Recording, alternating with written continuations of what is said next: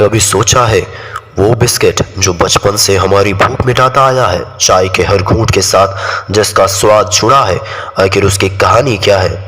कैसे एक छोटी सी फैक्ट्री से शुरू होकर पार्ले जी आज भारत ही नहीं पूरी दुनिया में मशहूर हो गया।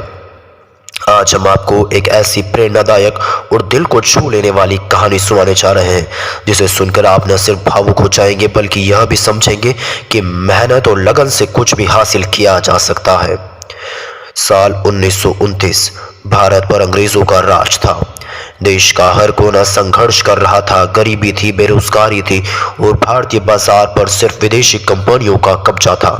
इसी दौर में मुंबई के एक व्यापारी मोहनलाल दयाल ने कुछ बड़ा करने का सपना देखा।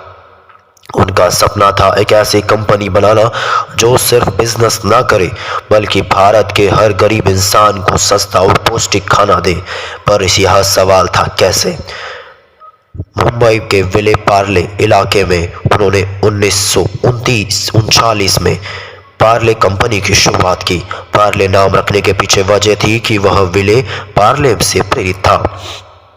शुरुआत में सिर्फ 12 लोग काम कर रहे थे और उनका लक्ष्य था कुछ ऐसा बनाना जो हर भारतीय खरीद सके। उस समय बिस्किट सिर्फ अमीरों के लिए था। अंग्रेजों की कंपनियां महंगे बिस्किट बेचती थी जिन्हें गरीब और मध्यम वर्ग के लोग खरीद नहीं सकते थे। मोहनलाल दयाल ने ठान लिया अब भारत का बिस्किट भारत में ही बनेगा। 1940 में पार्ले ने अपनी पहली बिस्किट लाइन लॉन्च की, पार्ले ग्लूको, जो बाद में पार्ले जी बना। 1947 में जब भारत आजाद हुआ तब पार्ले जी स्वदेशी आंदोलन का हिस्सा बन चुका था। लोगों ने अंग्रेजों के महंगे बिस्किट छोड़कर पार्ले ग्लूको को अपनाना शुरू कर दिया। अब यह सिर्फ एक बिस्किट नहीं बल्कि देशभक्ति का प्रतीक बन चुका था। 1970 के दशक में जब बाजार में नई नई कंपनियां आने लगी तब पार्ले ने भी अपना ब्रांड को नया रूप दे दिया। उन्होंने पार्ले ग्लूको का नाम बदलकर पार्ले जी रख दिया। जी का मतलब था जीनियस, प्रतिभाशाली, ग्लूकोज ऊर्जा देने वाला, और यही से इसकी पहचान सस्ता, पौष्टिक और हर घर की पसंद बन गई। 1990 के दशक तक आते आते हर घर में पार्ले जी चाय के साथ खाने वाला बिस्किट बन चुका था। स्कूल जाने वाले बच्चों की जेब में, मजदूरों के टिफिन में, सफर में भूख मिटाने के लिए, बाढ़ और सूखे में राहत सामग्री के रूप में पार्ले जी अब सिर्फ एक बिस्किट नहीं था बल्कि हर भारतीय की जिंदगी का हिस्सा बन चुका था। 2000 के बाद नई नई कंपनियां मार्केट में आई। बड़े बड़े विदेशी ब्रांड्स ने भारतीय बाजार में एंट्री ली और सस्ते से लेकर महंगे बिस्किट्स की बाढ़ आ गई। पार्ले जी को लगा अब शायद लोग इसे भूल जाएंगे, लेकिन ऐसा हुआ नहीं।